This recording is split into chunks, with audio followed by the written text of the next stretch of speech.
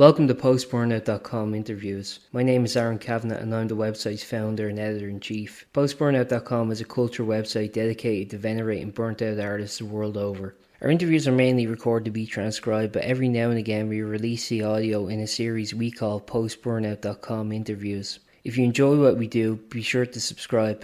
In this edition of Post-Burnout.com interviews, we speak with Oli, Dan and Harry from the Bristol rock trio Krooked Tongue in the first half, and with Mariel Loveland of the New Jersey alt-pop act Best X in the second. Krooked Tongue discussed their latest EP, Deathproof, how the music has changed on this release compared to their others, forming in Bristol despite the fact that none of the members come from there, the cinematic influence on their music, covering Jay-Z's 99 Problems for a College Assignment, accidentally topping the Dutch charts, covering Sparks for an upcoming tribute album, playing Estonia for the first time, and more. Mariel discusses Best X's new debut album with a smile, her former band Candy Hearts, how being a solo artist compares to being in a band, how songwriting has not changed from her pop-punk band to her electro-influenced solo work, being on Iodine / Alcopop records, and more. Got it. Hey, Eric. Hello. Right here. There we go. Hang on, I had to put my camera on. I know, we've just been having the same issue. I had to scroll. You can scroll over. I didn't realize you could do that on a phone. You could you scroll the bar at the bottom, Harry. I don't know if you can see it. Hey. No, there you go. Mine's not having it. That's perfect. Yeah, so the first thing I wanted to talk about was actually your formation. My understanding is that you guys met at BIM in Bristol.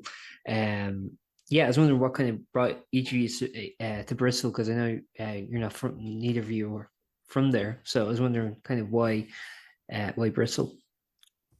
We were talking about this the other day, weren't we? Why? I mean, Harry, on this conversation, why we decided on, because there's loads of BIMs all over the UK. Why we decided on Bristol. Mm-hmm.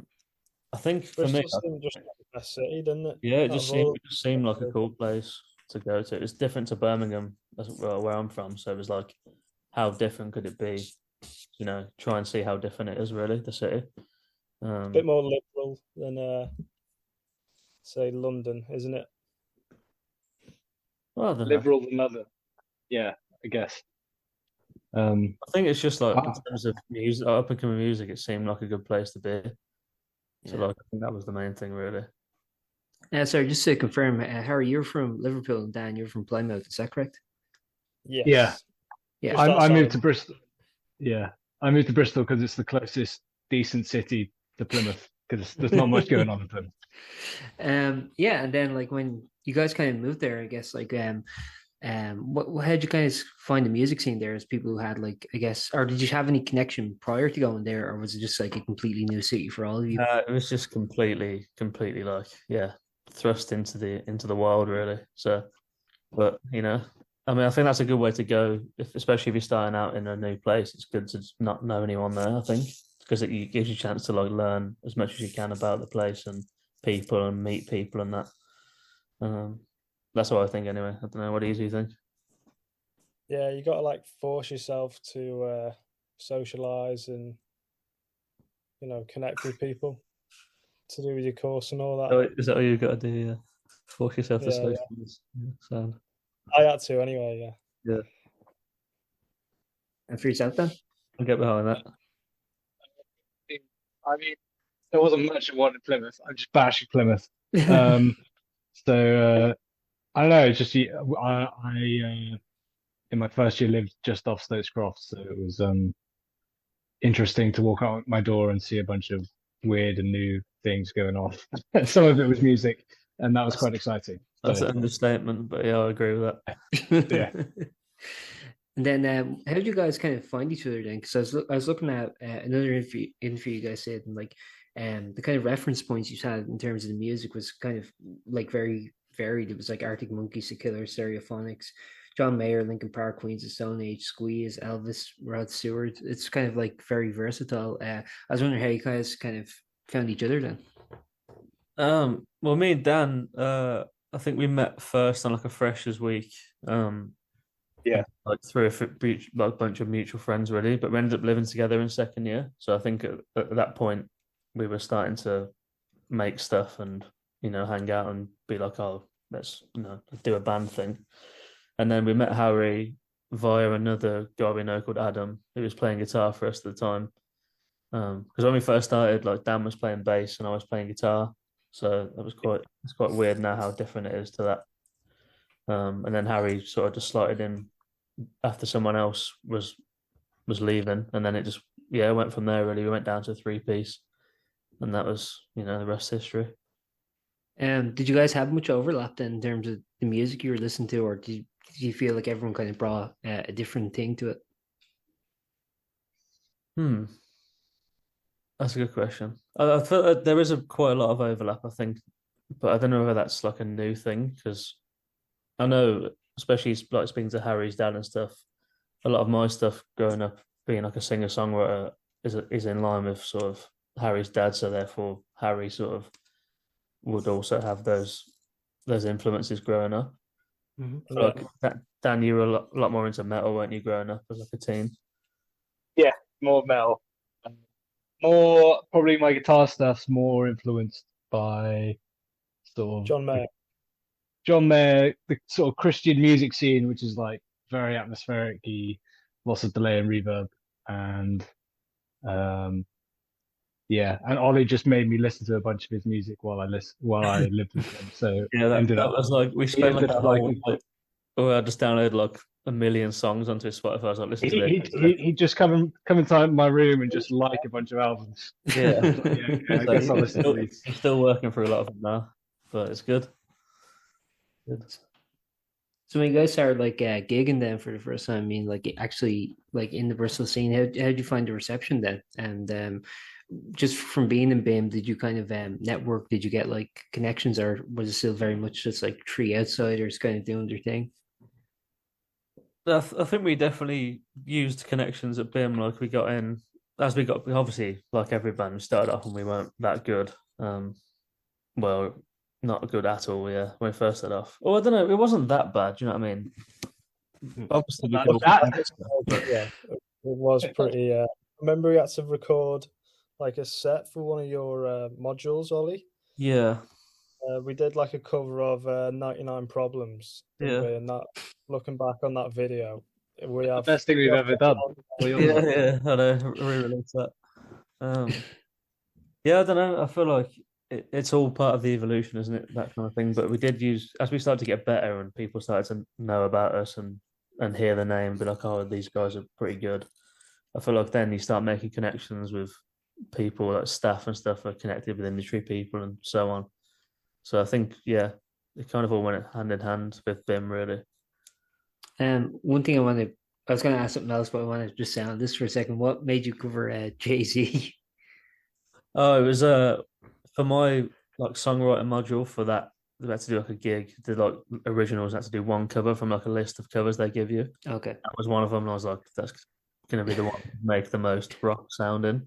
Yeah. So I picked that one, but it was just, I don't know, it was like really long instrumental breaks and stuff. It's just like kind of not very good. That's kind of. Yeah, I mean, I enjoyed it, but I don't know how good it was. That's kind of cool, like the idea of taking like, you know, very atypical songs and kind of like stuff that's like not that you wouldn't associate with the kind of music you guys are doing, and just kind of like doing but that's still something you guys are kind of interested in terms of like if you were to do covers, kind of do stuff that like would be kind of unexpected. Well, funnily enough, we're actually doing a 50th anniversary Sparks album that's coming out. Comes out in May next year. We've got to record it this month, and each band has a song from that album. So we've got to do Hasta Mañana Monsieur, which is quite a challenge because it's a very off the wall tune. Yeah, but I think I've got some ideas for it. So yeah, we're literally doing that right now.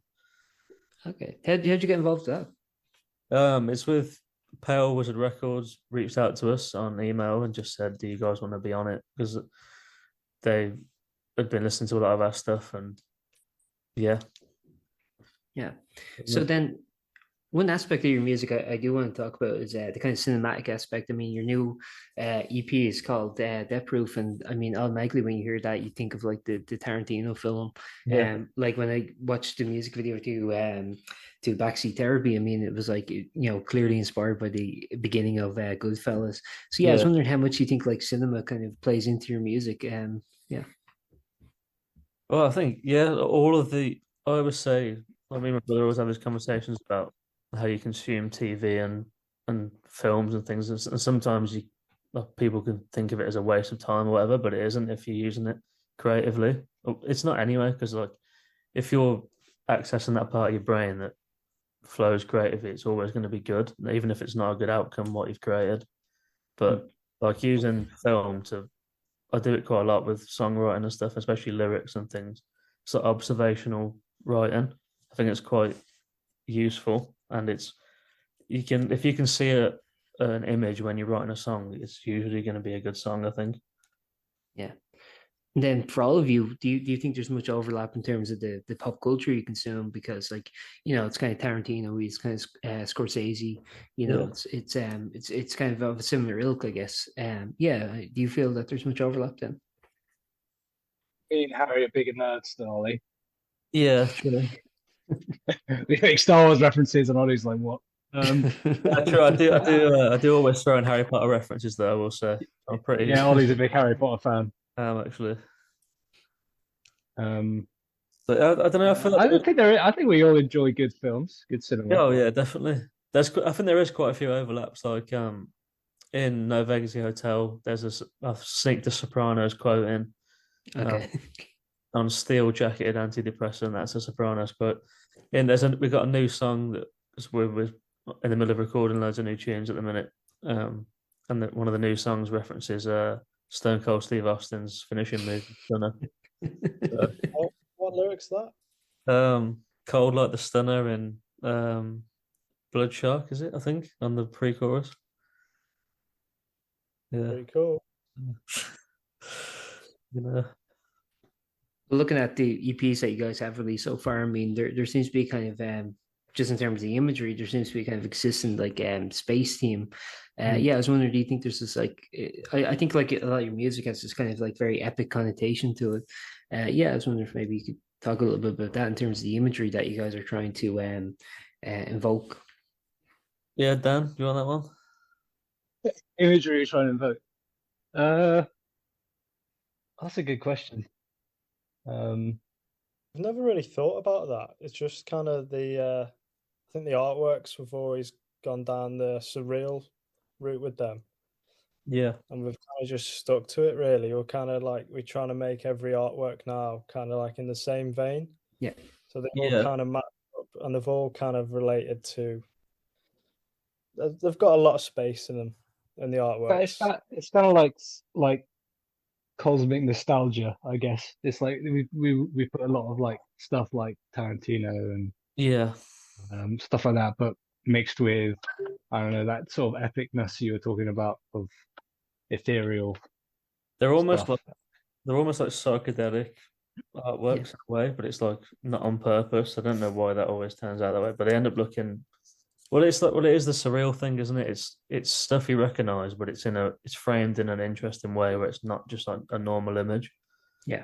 So I feel like it always manages. We spend a while making it match up to how the song feels when you listen to it. I think. Yeah. Like you should look at the artwork and go, "Oh yeah, that makes sense." I think. So from your perspective, I mean, atmosphere is kind of a big goal. Is something you're trying to achieve or something you're conscious of? Yeah, I think so, definitely. Yeah. I agree. So when it kind of comes to working as a 3-piece, then do you ever find there are limitations? I mean, obviously when you're in the studio, you have as much kind of like liberty to sort of mess around and to kind of add layers and to get like, basically any sound you want. But when it kind of comes to doing it in a live setting, do you put any kind of like limitations when it comes to recording where you go, okay, if we can't play it live, we're not recording it, or do you kind of just go like, no, whatever works, and then we'll figure it out later? I feel like we're pretty good at making it sound as studio-ified as possible live, even with 3 of us. Especially like we've been using sample pads recently and things for like little bits at the end of songs, and like like at when the beaches bleed, there's like that piano bit at the end. We've got that triggered and things like that. But I feel like I think we will start using more things, maybe synths and stuff live. But when like it comes down to it, I mean, we just have to do what we have to do for say a festival or whatever. Yeah, I think we do quite a good job of, doing it. Yeah, and then it's been about a year actually since between Vacancy Hotel and Deathproof, the two EPs. How do you think the music has kind of grown in that time? I think massively. Like if you look at, especially personally from a song point of view, I feel like my writing's come on way more than that first EP. Even though like people obviously still love the first tunes, like we often, I don't know, it's a weird one because there'll be songs we haven't played in ages, like from the first EP or whatever, and sometimes we'll be like, oh, we don't want to play that, and then we'll rehearse it and be like, oh, actually, that's pretty cool. We should, we shouldn't hate that so much. But yeah, I feel like writing wise, it seemed to be getting better and better, personally. When it comes to playing those kind of older songs, you try and adapt them, I guess, to your new sound or your new movement. Are you kind of happy to let them be a time capsule of the band as it was then? Yeah, I feel like it's kind of cool to leave them how they were because people know that sound and stuff. And I feel like, especially fans of like indie and rock and things like that, are quite fickle with people changing stuff too much. And I know I'm like it myself. Like if you like a band and they do a weird song on the next album, you kind of like, oh, why don't you just do like their old stuff? But I don't know. We try to keep it pretty much in line, I think. One final thing I'd like to ask you guys is actually about kind of your reception internationally. I mean, I know you guys got really big in the Netherlands in particular. I think you were also doing some stuff in Estonia, if I'm correct. Yeah, how do you find like when your music kind of reaches markets that you probably weren't expecting?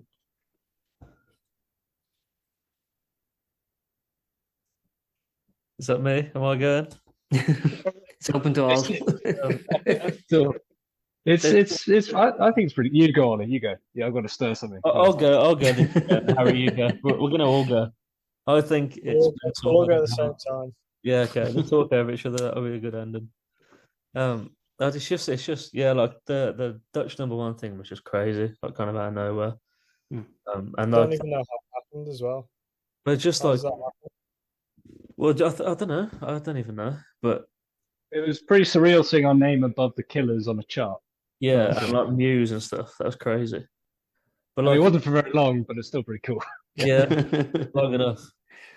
But the Estonia thing was just like that was probably one of our coolest gigs to date. I think like the whole weekend was just mental. Like getting there, having about 1 hour sleep every night, getting up early, traveling, rushing to get the ferry, the train, and all that, the tram, and then getting there and being like, "Oh, we're on at 11 p.m." Yeah. And then being like, "Oh, the people are going to show up and see us," and then it was like a packed out room, like, queuing out the door, people watching us from the window. And like people had come and actually like fans of us that come to see us and everything. It was just crazy. Yeah, just really cool. Have you guys done much international gigs, or like is there any particular festivals or places you'd like to play if given the opportunity? We were thinking next year maybe trying to play Tallinn again and maybe do a couple of Netherlands dates and maybe like some German dates as well would be cool. Because we supported a band called the Soap Girls who are really big in the US and Japan actually. They do a lot of gigs in Germany, and their manager told us try and get out to Germany because it's really cool. Yeah. So maybe that would be a cool place to try and go. Yeah, it's like the big like European market, isn't it? The German market. So yeah, if you can break there, you're doing well. Yeah, I think I've asked everything I have to ask. Is there anything you'd like to wrap up before we end? Is there anything you'd like to plug or anything?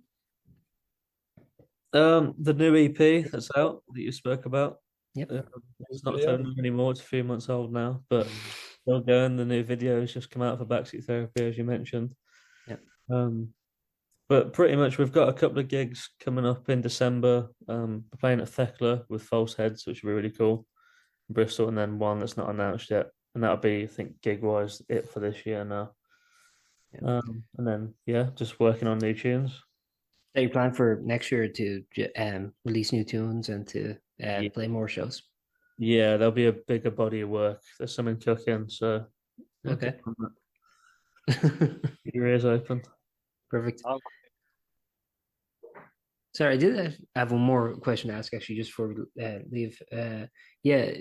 For your future releases, are you planning on continuing to self-release, or are you eyeing up with a label or anything? Yeah, I think where we're at now and stuff, like now we're getting more tunes together and more things organized like that. I think we're gonna start approaching labels soon. Okay. But I mean, it's been good self-releasing, but it's nice to have that backing. Yeah. Yeah, I think we'll just assess the options. So, Perfect. Thanks very much for your time. I really appreciate it. thanks very much. Thanks for having us. Oh, thanks, man. It's Take fun. care. Thank you, mate. Bye. Mate. Hold on a sec. Oh, hi. Hi, how are you? Good. How are you? Good. Nice to talk to you. Sorry, I'm in my room instead of my office, but it's the living room, and my husband is playing video games. That's perfect. I won't take up too much of your time. I appreciate you talking with me, but I just wanted to talk about your new album With a Smile. It kind of came out earlier this month, and you've had almost like a month with it. I mean, how's the kind of the reception been since then? I think people really like it. It's hard to get new music out there, and if people actually listen to it, with the way that the internet is so oversaturated now, it's so different than it used to be, like in the good old days of Warped Tour. But I feel like people who have listened have really taken the time to like sit down with the record and really appreciate it.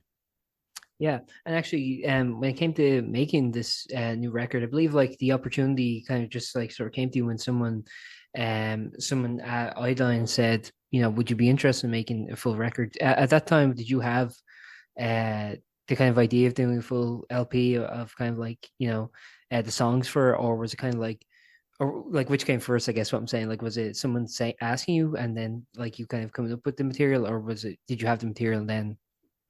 Yeah. Well, I had, I always I always have material. Yeah. There's no shortage on that. The shortage is usually the budget.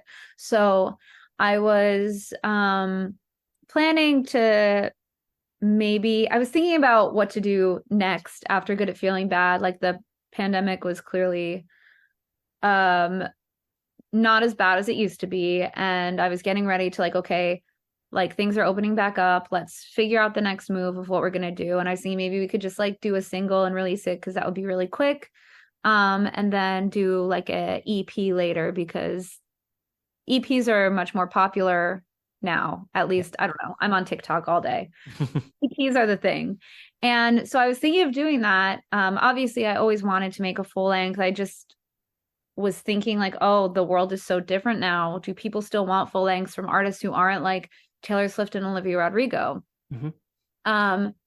But Iodine messaged me like pretty much right when I was starting to record. Like I was just going into the studio with my friend because he reached out to me. I was like, hey, do you want to like book some studio time? I have like a weekend available that I want to fill. And I was like, yeah, you know what? Let me just try and make something. And it was actually the last track of the album. And I was like, this is a weird single. But whatever. I mean, maybe I'll just release a ballad as a single. I don't know. Yeah. But then Iodine reached out to me and I was like, you know what? This is the last track. We're making an album. Yeah. And actually, if I'm correct, I know, for example, Best Sex actually came out of Candy Hearts. So it's like you and some former members, but and now is Best Sex is a solo artist, solo actor. Yeah. So what happened was I really wanted it to be the same, and all the guys were on board, and then it just like, they got jobs and stuff when I was figuring out what we were going to do with the band. One of them now has a baby. Yeah. I never grew up in that way. Yeah.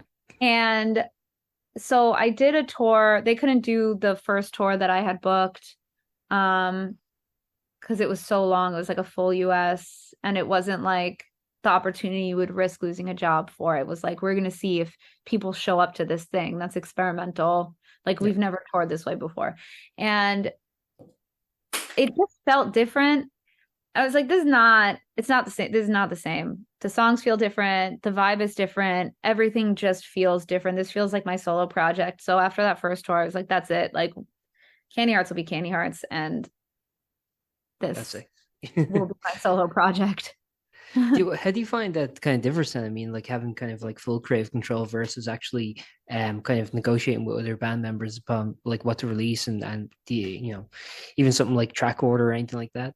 Well, I think the thing was that Candy Hearts was never functioned like that. Like everyone just looked towards me for the creative input. And I had the say, like really the final say over everything. Of course, I've never been that kind of person where if someone is like, I hate this song, it makes me hate the song. Like I think about it and I'm like, oh, maybe it is bad, so we won't release it. But I'm positive that in Candy Hearts, if I was like, I'm sorry you hate this song, but we have to release it, everyone would be like, yeah, okay, whatever.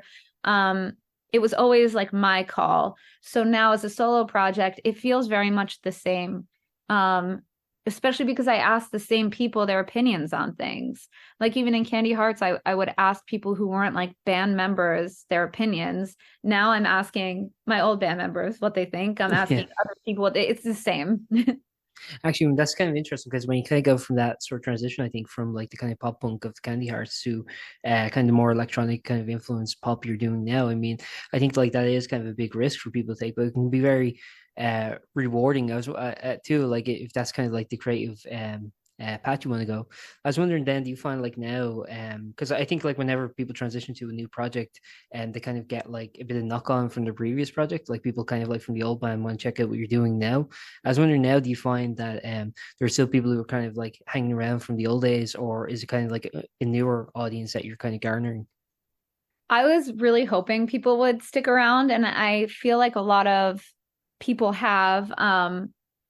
Obviously not everyone because it's a totally different genre, but there are fans in pop punk like me who have like a wide range of stuff that they listen to. Like even though I would listen to things like New Found Glory and Blink-182, I always also listen to stuff like, Taylor Swift, Olivia Rodrigo, and also indie stuff like Phoebe Bridgers. Like those are just the things that I like. And there are other fans out there who feel the same. Of course, there are the fans who are like, my favorite band is The Story So Far, and the lightest music I listened to was Candy Hearts, and this new stuff is terrible. Yeah. So when it kind of came making your first record, I mean, obviously you were mentioning you already had like EPs out since like about 2017. So I was wondering like what's there, because actually I think when you look at your previous EPs, like they're kind of just shy of being a full length album each. They're like 6 songs that are about 20 minutes. So I was wondering like, do you was there like a lot of kind of like, I don't know, like okay, this is going to be the debut album, there's like a lot of like consideration for it, or was it kind of just we're just going to make a full length of the music we've kind of already been doing?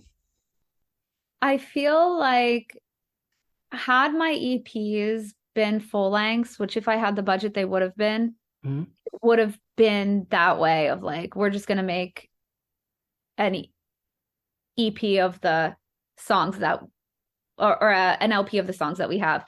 And definitely with Candy Hearts, that is how I thought. I was like, okay, it's time for an album. What songs do we have? Where are spots that feel like something's missing and not well-rounded, and how can I fill that out? So there wasn't as much foresight and like a full body of work, and I think that's like really indicative of like how our like modern music kind of is made, where like you go into a studio, you record one song, like then you go in the studio, record another, and people are all releasing singles, and then they're like, you know what, now I have enough, I'll just make it an album. But this was kind of different. I mean, to an extent, there were songs that I added to the album that I had previously recorded, but I made like a conscious decision to re-record them. And I think I thought about this a lot more as a body of work with like a voice of like some message of something I wanted to say, specifically when it comes to like visuals and artwork. I think during the pandemic, I really started consuming more video content online, as a lot of people did. And it really made me think a lot about how something looks, how it sounds, and how it feels, more than I think I have in the past, where it was like, okay, here are all these songs that we have. What would look cool on the cover? Yeah, and actually, I find when I talk to artists, like there's sort of a divide. There's some people who like really love being involved in kind of like the stuff outside the music. So, for example, the music videos or the album art you're saying. And there's other people who are like, I can't stand it. I just want to make the music, and kind of let other artistic people, like directors, come in, or artists come in and kind of let them have dictation over that side. Just generally, I mean, I guess like how much like involvement in those kind of aspects of your music do you enjoy? And like, has it evolved? Has it always kind of been at the same level of enjoyment? I think I've always been like a hyper control freak over like creative vision. Not in a way where like I hire a professional and they tell me their idea and I'm like, no, like usually I hire people who understand what I'm doing. Mhm. And so we're totally aligned. Like I haven't really had any sort of clash actually, which makes me actually think is pretty lucky. But I really enjoy being part of all of it. I really like usually go into something with a vision or an idea. Like I don't go and hire someone without really having anything to give them. Yeah. Because I don't know. I just am not like that. I usually just have ideas. I know with Candy Hearts, it was a little bit different, where even though I had those ideas, it was more like everyone set up things for me. So it was more like, okay, this day you're filming a music video. And I'm like, what? Oh, I hadn't even thought about that. But because I'm so in control of like what I'm doing, it's like, oh, I have this idea for a music video. Let me hire someone and see, maybe they have a better idea, which sometimes they do. But I am pretty in control. And especially I've been like directing my own music videos as well. So do you like, because I know you work for like work with producers and such, so would that be another aspect of kind of music you'd be interested in some production? Because I think like there's a real sense of like when I'm talking to like artists who get into production, there's this kind of sense of like, you know, freedom that comes with that, in the sense that I don't know, like I think people see the two as kind of detached. Like they see like production and mixing as kind of being the technical side of things, where it's like, you know, I think when you look at it, a lot of artists who are in production kind of like see it as an extension of the creative process, in the way that like songwriting is, or coming up with chords are, you know. yeah. So I think production is like what makes or breaks a song. Obviously, you need like a good melody and stuff, but so much of how your song is consumed and the feeling that you get comes from the production. And that's something that's really, really important to me. I definitely took some production classes in college. Right now, I'm working on teaching myself how to do vocal production. But it's just not like the technical aspect of it is not something that I know how to do. Like, I don't know. I know how I want something to sound, but I don't know what buttons I need to press to make it sound that way. Yeah. So I've definitely worked with producers who are really open in sort of co-producing things, where I can tell them exactly how I want it to sound. Because when I write a song, I hear all of it in my head. I hear the production in my head. I hear the whole finished song in my head and how it should sound. And I usually need someone to help me take it there. And that's not to say that producers I haven't showed them a skeleton of a song and they've been like, oh, this is actually what I hear and it's different than like my vision. But I'm like, you know what, that's better. So Yeah, let's go with that. So that's kind of the cool thing. So like you know, it is kind of like, in a way, that like, you know, building a song with a different band member, for example, is kind of like part of the creative process. I mean, I think like actually working with a producer is too, and like I think it kind of goes uncredited how kind of significant the relationship between an artist and the producer really is, in terms of like elevating the music to something else, you know. It's so significant. And I would always work with another producer. Like, the reason I'm trying not to now is because it's just so expensive. And Right. I think there are aspects where it's like, I was in the studio and I need to re-record a vocal line because I don't like it.